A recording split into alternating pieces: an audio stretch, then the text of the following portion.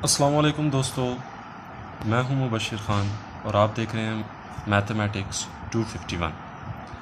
आज हमारा जो एक्सरसाइज नंबर 7.1 है उसका क्वेश्चन नंबर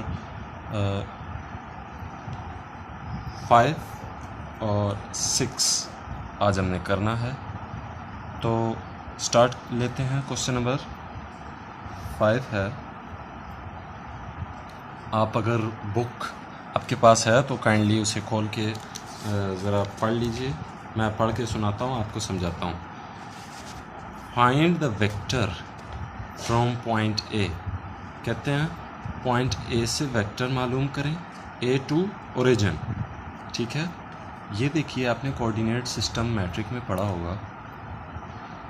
ए से ओरिजिन तक यानी यहाँ तक का वेक्टर मालूम कीजिए। ए गालबन पता नहीं कहाँ है जो इन्होंने बता दिया। ए से ओरिजिन तक का वेक्टर मालूम कीजिए, यानी ए ओ फाइंड करना है हमें, ए से ओरिजिन तक। जबकि उन्होंने ए बी वेक्टर हमें दे दिया है, where A B vector is four i -2j, और बी पॉइंट भी हमें दे दिया है। पॉइंट बी कोऑर्डिनेट सिस्टम में पता नहीं अब कहाँ है, तो उन्होंने बी पॉइंट भी हमें बता दिया है कि ये बी पॉइंट है। बी पॉइंट की कोऑर्डिनेट्स उन्होंने दिए हैं -2 और 5। ठीक है, तो स्टार्ट करते हैं। ए ओ हमें नहीं पता, ठीक है। उसको मालूम करने के लिए हम यहाँ एक पॉइंट, मिसाल के तौर पे ये ओरिजिन है, ओरिजिन ये वेक्टर है और ये पॉइंट बी है। बी के कोऑर्डिनेट्स उन्होंने दिए हैं -2 और 5। ओरिजिन के कोऑर्डिनेट्स हैं 0 0। हमेशा ओरिजिन कोऑर्डिनेट्स यही होते हैं 0 0। तो ओ और बी वेक्टर हमें फाइंड करना होगा। ए वेक्टर ओरिजिन की तरफ जो है उसके लिए हमें ओ बी फाइंड आउट करना होगा। फाइंड आउट के लिए आपको पहले मैंने आपको फार्मूला बता दिया था। ये ओ बी वेक्टर मालूम करने के लिए x2 - x1 i plus y2 - y1 j।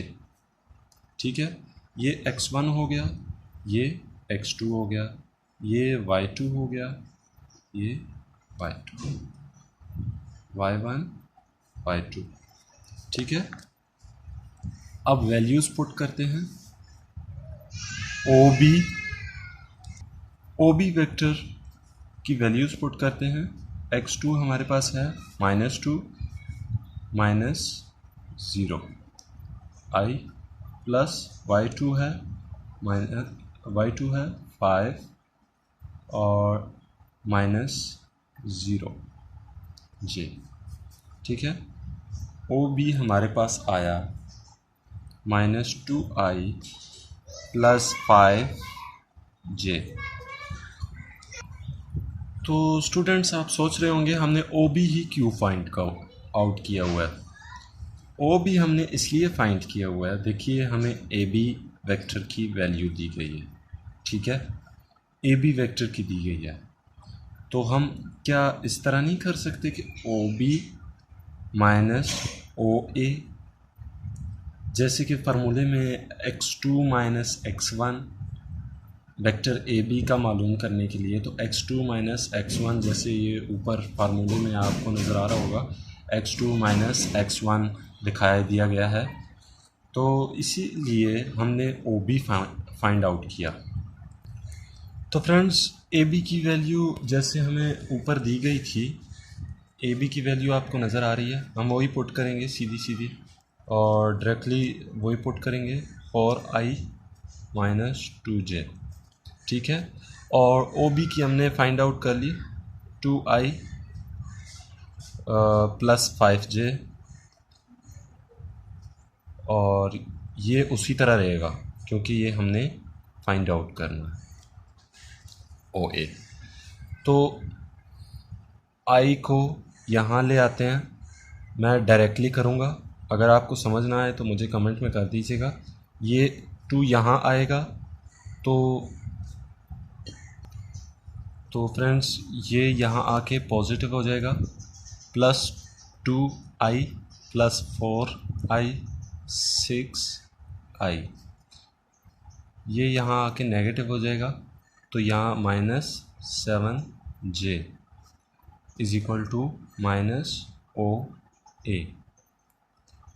अच्छा, तो फ्रेंड्स मैं आपको बताता हूँ, क्या ऐसा हो सकता है कि माइनस ओ ए इसी तरह लिखा हुआ है, तो हम इसको क्या इस तरह नहीं कर सकते कि ए ओ को लिखें, तो इससे जब ये वैल्यूज़ चेंज होगी तो इससे अपना एक माइनस जनरेट होता है, तो लिहाजा वो जो बाहर वाला पड़ा हुआ है वो तो बाहर है। तो हमें जो फाइंड करना है, आप सवाल में भी ऊपर देख सकते हैं, मैंने पहले दिया हुआ था सवाल में, ए ओ फाइंड करना है, लिहाजा यहाँ तो ओ ए आ रहा है, तो इसको उल्टा करने के लिए इनका अपना एक नेगेटिव जनरेट होता है, तो बाहर का नेगेटिव उसी तरह है, तो इसको हम माइनस ओ ए को इज इक्वल टू पॉजिटिव ए ओ लिख सकते हैं। ठीक है, ये प्रोसेस आप सवाल में भी कर सकते हैं, डायरेक्टली ना करें, ताकि एग्जामिनर को कोई मसला अगर हो गया तो वो यही समझेगा कि इसने रटा हुआ है या कुछ और सीन है, लिहाजा आप डायरेक्टली इस तरह कर लें, इस तरह ए ओ। ठीक है, तो ये 6i माइनस 7j, ठीक है, ये माइनस माइनस ओके प्लस हो जाएगा, A O vector A to origin 6i minus 7j, तो ये हमारे पास value I vector A towards origin is equal to 6i minus 7j। ये सवाल में सिर्फ ये चीज़ों को ज़रूरत थी जो हमने फाइंड आउट कर दी। तो अब बारी आती है एक्सरसाइज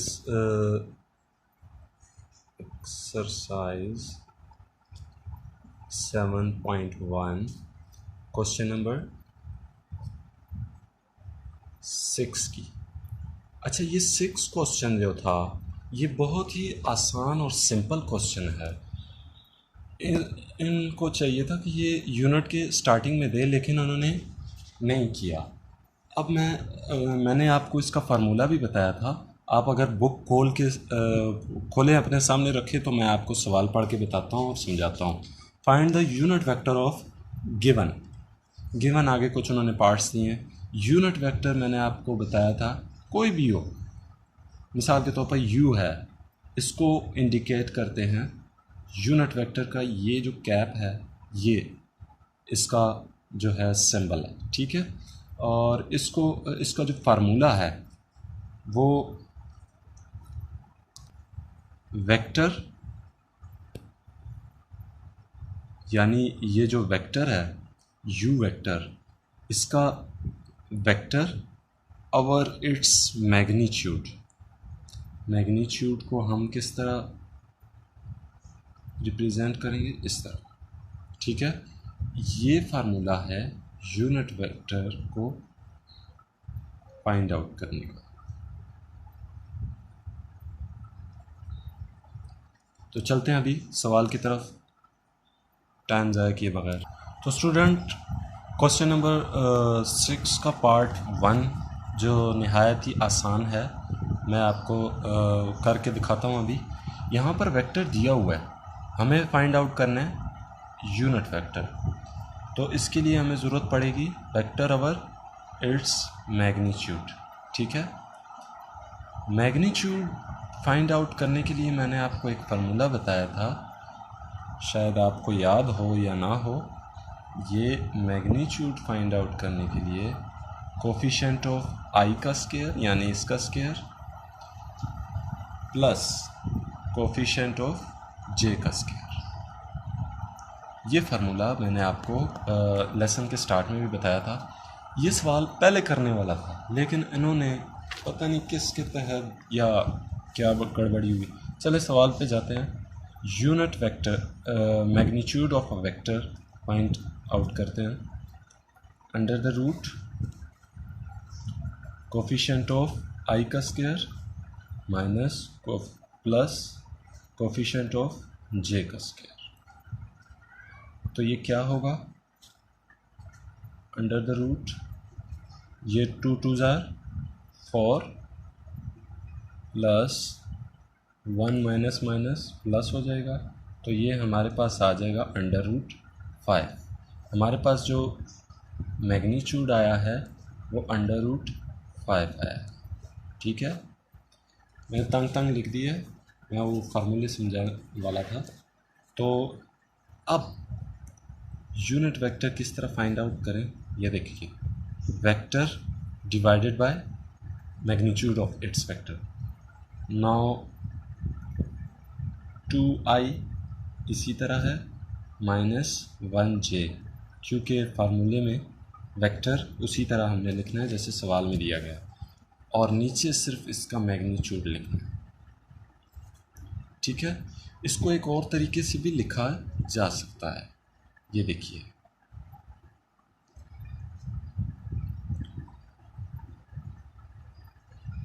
i माइनस 1/√5j। ठीक है, तो ये असल में इसका यूनिट वेक्टर है और यही इसका जवाब है।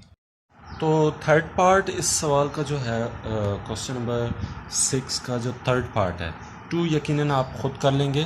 थर्ड पार्ट जो है वो थोड़ा सा इन्होंने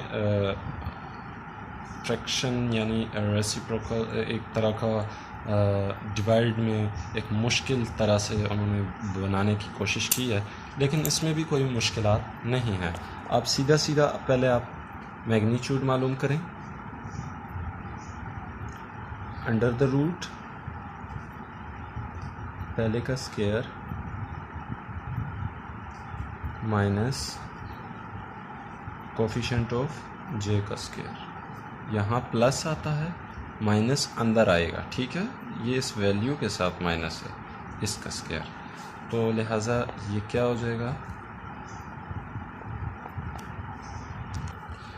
ये इससे कैंसिल हो जाएगा स्क्वायर रूट और ये अंडर रूट। ठीक है, ये इससे कैंसिल हो जाएगा, और जबकि इस पे फॉलो करेंगे इसको ये आप देख लें 3 उसी तरह रहेगा। ठीक है, और ये 4 हो गया, ये माइनस हट जाएगा प्लस हो जाए और 1/4। ठीक है, अब आगे चलते हैं इसी तरह। अंडर द रूट 4 डिवाइड और ये 3 + 1 ये भी 4 है, तो मैग्नीट्यूड इसका आया 4/4 is equal to under root 1. Under root 1 is also 1 as you know. Now formula apply करेंगे यूनिट वेक्टर का formula, vector over its magnitude. ठीक है, तो वेक्टर उन्होंने थोड़ा सा मुश्किल दिया था, ये आपने देख लिया कि किस तरह हल हुआ। अंडर रूट 3/2 डिवाइडेड बाय 1 तो 1 ही है, आपको पता है। ये पूरा जो वेक्टर है 1/2, यहाँ आई आएगा, यहाँ जे आएगा, तो डिवाइडेड बाय 1 इज़ आल्सो वही वैल्यू होती है जो तमाम इसी तरह आप इस तरह भी लिख सकते हैं। आप वही जो वेक्टर है उसी शेप में होगा, अंडर रूट 3/2 आई माइनस 1/2 जे, यही यूनिट वेक्टर होगा। क्योंकि 1 आया तो 1 तो जिसके नीचे भी आएगा डिवाइड में, तो लिहाजा उसका जवाब वो ही होगा।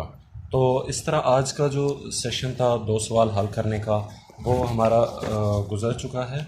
और आप कोशिश कीजिएगा, ज़्यादा से ज़्यादा ट्राई कीजिएगा और प्रैक्टिस कीजिएगा लिखने की, तब आप इन सवालों पर काबिज़ आ सकते हैं, एक्सपर्ट हो सकते हैं इन सवालों के। और साथ ही एक बात और है, अगर इन सवालों में आपको कोई प्रॉब्लम आती है तो लिहाजा आप हमें किसी भी वीडियो के किसी भी कमेंट में सवाल लिख दें, तो हम आपको इसका हल ज़रूर बताएंगे, जवाब बताएंगे, किसी वीडियो के थ्रू आपको उसका जवाब बताएंगे। Thanks for watching. Thank you.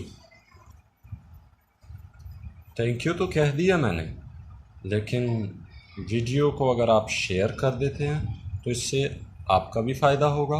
बल्कि आप शेयर ना करें, आप एक काम करें, आप यही सवाल सीख लें पक्का, और किसी और को सिखा दें। इसी तरह हमारे सवाब आपको भी मिलेगा, और अगले को भी ये कहें कि इसी तरह सवाल सीख के किसी और को सिखा दें। हमारे